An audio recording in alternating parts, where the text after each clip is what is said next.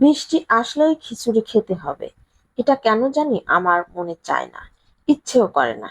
বৃষ্টি আসলে ছেলে মেয়েদের তো আবদার খিচুড়ি রান্না করতেই হবে। অন্যদিকে আমি তো সবজির পাগল, বিভিন্ন ধরনের শাক সবজি, বাঙালি খাবার। কেন যেন বাঙালি খাবারের উপর আমার একটু বেশি নেশা। কেউ কেউ তো আমাকে আনসোশালও বলে থাকে, কারণ আমি অনেক খাবার খাই না, অনেক ধরনের খাবার অ্যাভয়েড করি। আমি মনে হয় কারোর সাথে মিশতে পারি না, সমাজে চলতে পারি না, কোথায় কি খাবার খেতে হয় সেটাও জানি না। এটা অনেকের ধারণা, অনেকে মনে মনে ভাবে, কিন্তু আমি এতটাও গেঁয়ো ভূত নয়। আমি যথেষ্ট স্মার্ট, অস্বাস্থ্যকর খাবার থেকে বিরত থাকি, এটাই আমার দোষ। আসসালামু আলাইকুম, কেমন আছেন সবাই? চলে আসলাম আজকের ব্লগ নিয়ে। এই তো বাজার থেকে শাক সবজি ফল যা কিছু নিয়ে আসছে, এক এক করে আমি সবগুলো বের করে নিচ্ছি। অন্যদিকে বৃষ্টি তো হচ্ছে, ছেলেমেয়েরা তো সকাল থেকেই শুরু করছে। বৃষ্টি হচ্ছে, খিচুড়ি খাবো, বৃষ্টির দিনে তো খিচুড়ি খেতেই হবে। আমি এই জিনিসটা বুঝি না কেন যেন। আমি নিজে নিজে একটু ভেবে দেখলাম, বৃষ্টি আসলে কেন খিচুড়ি খেতে হবে, আর খিচুড়ির সাথে বৃষ্টির কি সম্পর্ক।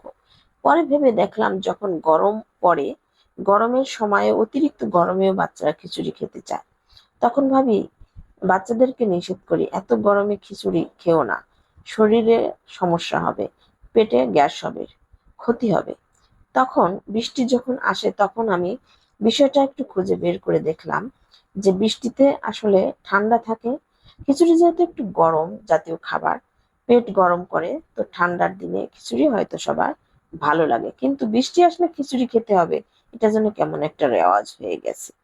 তাই তো বাচ্চাদের কথা মতো আমি খিচুড়ি রান্না করতেই হবে। আমার আমার তো পছন্দ না, আমি খিচুড়ি একদম খেতে ইচ্ছে করে না। বিরিয়ানি পোলাও খিচুড়ি যাই হোক, আমার কাছে মনে হয় আমি বাঙালি খাবারগুলো খাই। সবজি শাক সবজি সিদ্ধ ভর্তা দিয়ে একটু ভাত খেয়ে নিতে পারলে আমার হয়ে যায়। কি আর করা, বাচ্চাদের আবদার অনুযায়ী গরুর মাংস রান্না বসিয়ে দিলাম, সুন্দর করে সব মশলা দিয়ে কষিয়ে রান্না শুরু করে দিলাম, এবং ঝরঝরা ভুনা খিচুড়ি তৈরি করে দেব।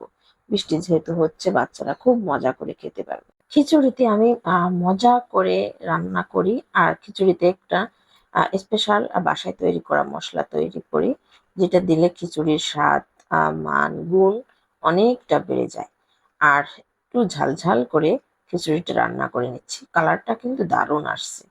চাল ডাল একসাথে মিশিয়ে সুন্দর করে ধুয়ে রেখেছিলাম, এগুলো আমি মাংসের সাথে এখন মিশিয়ে নিচ্ছি।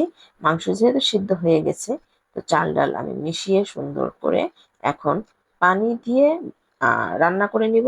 বলক আসলে তারপর দমে দিয়ে দেবো।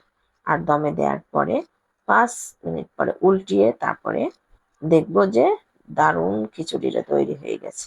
এই তো পানি প্রায় শুকিয়ে আসছে, এখন আমি দমে দিয়ে ঢেকে দিব।